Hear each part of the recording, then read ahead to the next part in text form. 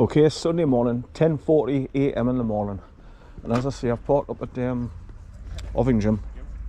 I parked up my car. Sorry, just as a bit of an aside, have you ever been up to Target Woods at Acombe? Target Woods at where? Acombe. Acombe? Yeah. It's owned by Charles Enderby, but there's walks, you lets everybody walk through it, it's fine. There's lots of little ruins and old little smoking, the old mining huts and little bits and pieces in the woods up there. That's the kind of walk I'll have to try and look out is because you can imagine Bay is huge and mostly, and people go oh, and they pick up the dogs and this and that. So I come for to do walks along rivers like Whittledean, Hot Whistle Burn, right up to Caulfield Quarry, and places like that where I can take them in, take them off the lead and run. That's exactly what I drive as far as Kielder Forest to learn. I don't know if you know the main road that goes around Kielder when you go into Kielder. About 2 miles in, you've got a road goes off the left called Bloody Bush Road. Well, I go along there and I go off little offshots onto Forestry Commission tracks, so I can just park up, open the boot and let them off, and you just run because there's no horses, no people, no dogs, nothing. So I don't worry about them like bumping into anybody or occasionally might try and follow a cyclist, but after he gives up after a while and comes back.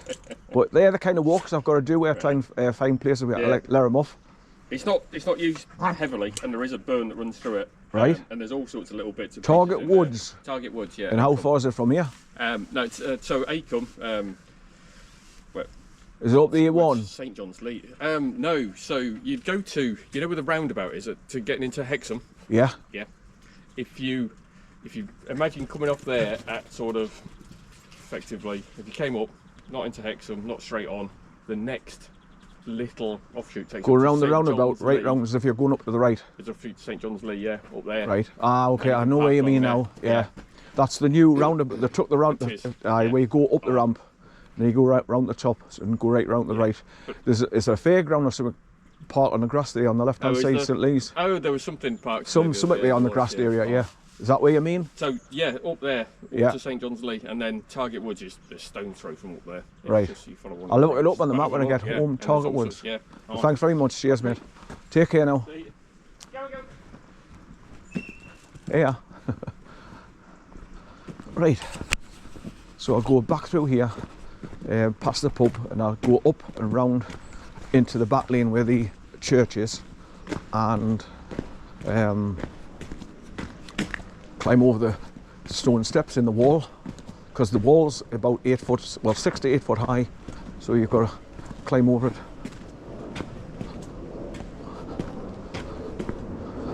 Right, did I lock my car? Can't remember. I think I did. Right, look. Yeah. Right. Right, other changes I've made, the last few times I've been coming out, I've had lots of trouble with me GoPro 12 here, recording in 4K. As soon as you press record, within 2 minutes it's turning itself off because it's getting hot. So what I've had to do is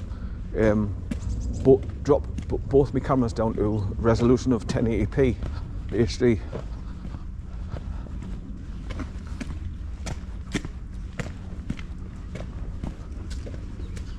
Morning.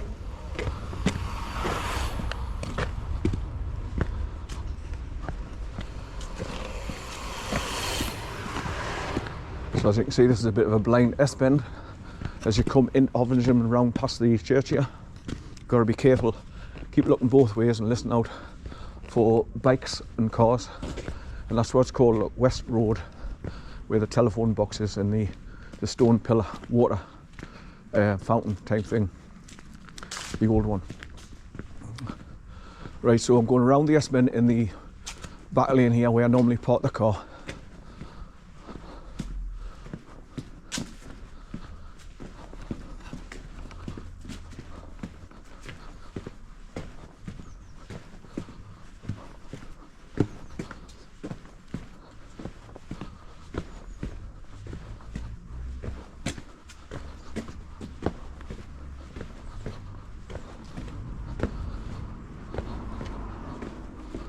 Right, so this is the double metal gate here, and there's the steps that you climb over, and you've got the metal pole there.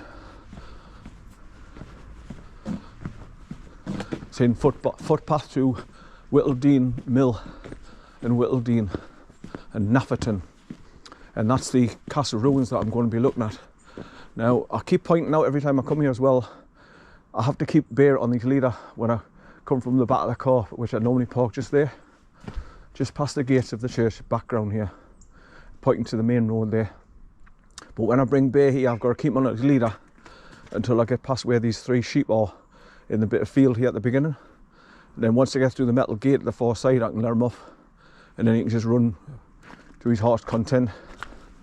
But normally, when I come here, I set my car up just here on the right.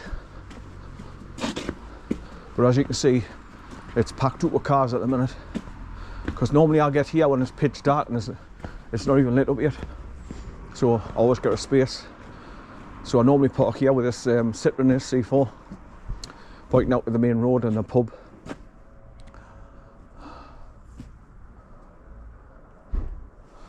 Right. There's like an extension to the graveyard just here at the back. So with it being open as well, you can just push it open and let the dog off and let him have a run in there. You can't get anyway because the walls is high. Right, so let's get on with my journey.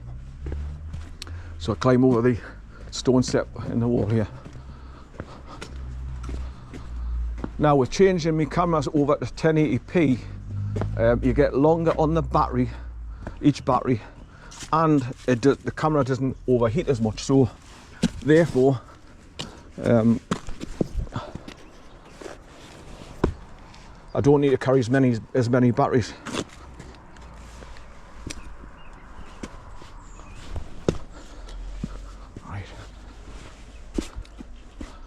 Right, so there's your sign, your green public footpath to Whittle Mill, Whittledean, which is spelled D-E-N-E, and NAFFERTON.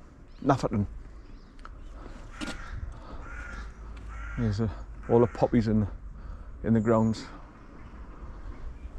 Another rip-off scam to make money for the globalists. Poppy Day is just another scam. All the money that people put into you've got the Salvation Army going around collecting money, and all that money goes to straight in the back pockets of the globalists. So big scam again. Same as the Salvation Army, the money goes to the globalists. So don't be fooled and tricked by that. The same as all these people that pay money towards cancer research and all that bullshit. They've been doing it for absolute years, and I'm sick coming up to 66 and they still haven't found a cure for cancer. They caused it in the first place. So why would they want to find a cure when they're making billions and billions of pounds off people given to charities for cancer? People need to wake up and realise what they've been doing here for years and years and years and years. Right.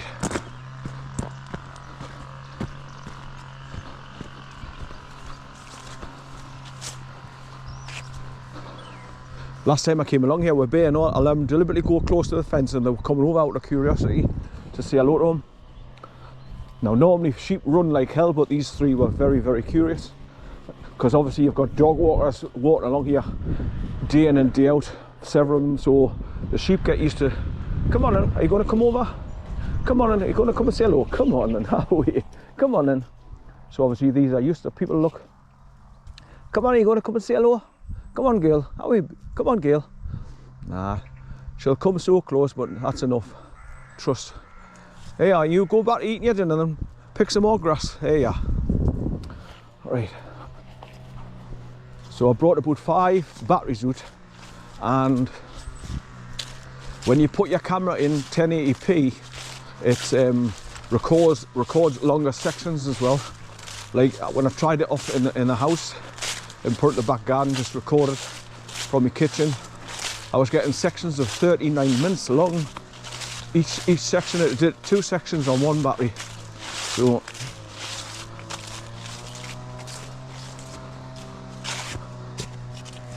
I used to record everything in 1080 before, but I thought, right, I mean, these cameras are, you pay big bucks for these cameras, and it says recording 4K, which is obviously better resolution and look crisp clear when you're looking back on your videos on your computer screen. So I thought, right, I'll start recording in 4K, and I've done quite a few of my videos now in 4K and happy with the results. But after so long, my camera started acting all funny. So after so many times of getting red hot, I think what it's done is something to the circuitry board gets just too hot, and something goes on with the motherboard, and then it's kept switching itself off when I get to a certain temperature to protect it. But after so long, it's gone wrong. So that's why I've changed both me GoPro 12s that I use, both back down to 1080p resolution.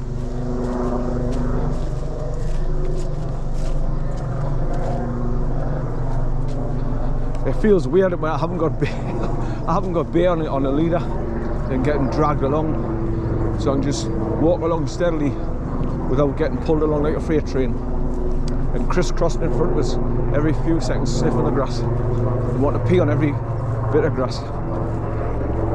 So it's like a nice break for me. It's a helicopter straight ahead.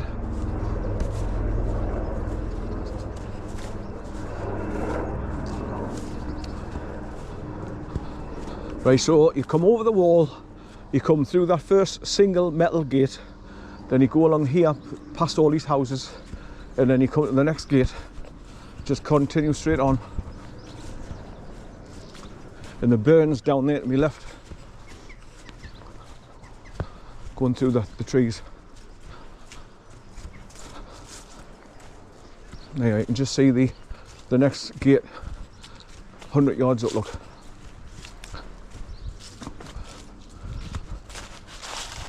And this is the housing estates that you see when you're coming down the bank, coming into here. Cul-de-sacs.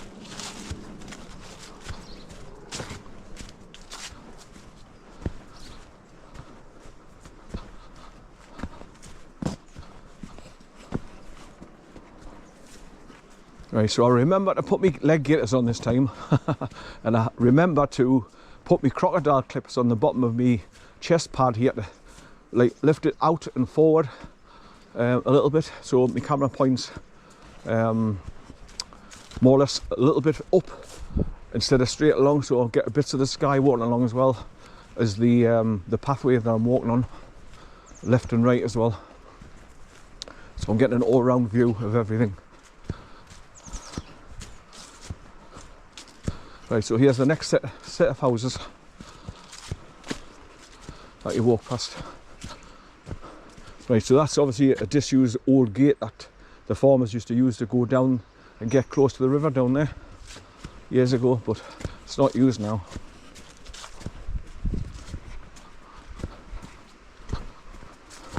Right, here's the next Kiss Me Gate, the wooden one at the end of the row of houses.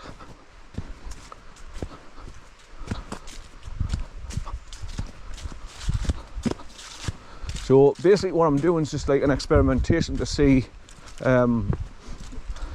what my videos turn out like when I'm going back to 1080p, and how long I can record before it beeps and goes off. Then I have to put another battery in. That's why I always make note of what time it is when I leave the car, so that when my battery goes beep beep beep beep and goes off, I know exactly how long it's been recording.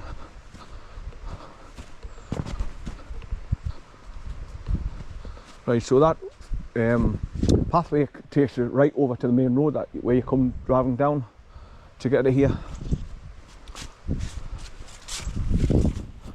Right, through the Kiss Me Gate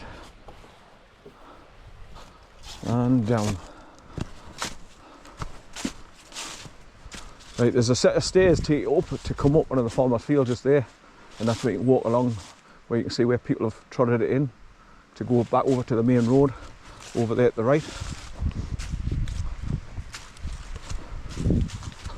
I've been along there a few times just to video it and show you where it brings you out on the main road as you come down into Ovingham from the A69.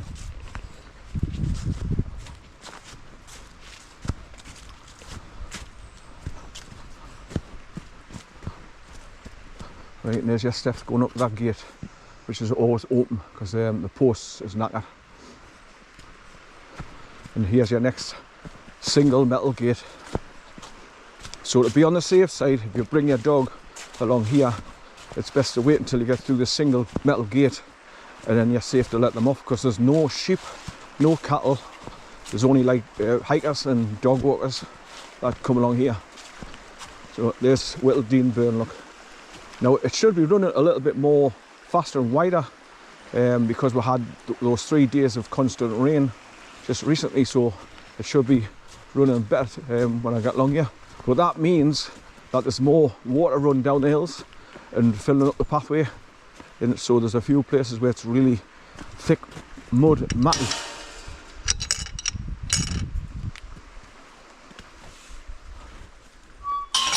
To get through. But what I like about this walk is, one, it's only 20 odd miles to drive from my house to come and do it, and two, you're a lot of the time spent in the woods, so you've got the canopy protecting you from if it rains, so it's good for that. Now when I get to here and let bear off through that gate, there's a place where you can get right next to the water's edge there, just there, so you turn left and drop down there. That's where the dog can go in for a plodge and get a drink, because there's no restrictions getting close to the water. In fact, I'll just quickly take you down and show you while I'm here.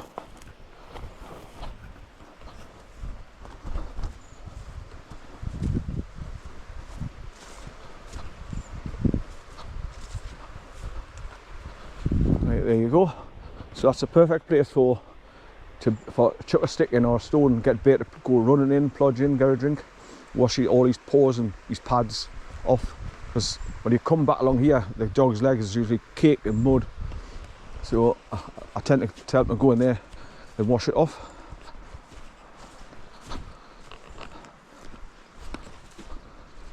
But like I say, when I come here, normally it's like between 5 and 7 o'clock in the morning, so it's pitch black, there's nobody around, and I wouldn't see another dog walker or anybody walking along here. But with coming out later on in the morning, I'm bound to bump into other dog walkers and people walking along the pathways here when I get further along.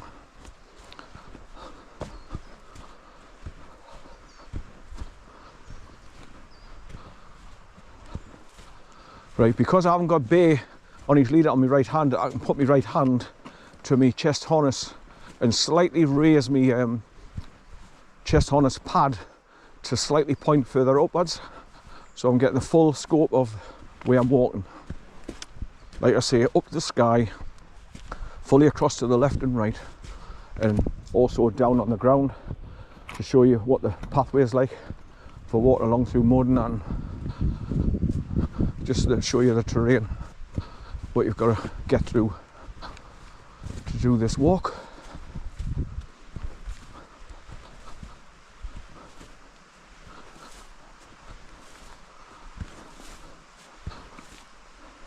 Now, normally I make sandwiches up and bring me a banana or a couple of bananas and me satsuma oranges and put them in my waistcoat pocket here. But I end up going home and eating them for tea. So I've never bothered today, because I'm just coming out to do this walk and then get back and then go home, and I'll probably make myself a bit of dinner or something when I get home, have a hot drink, and that'll do for me, because I can go all day without eating.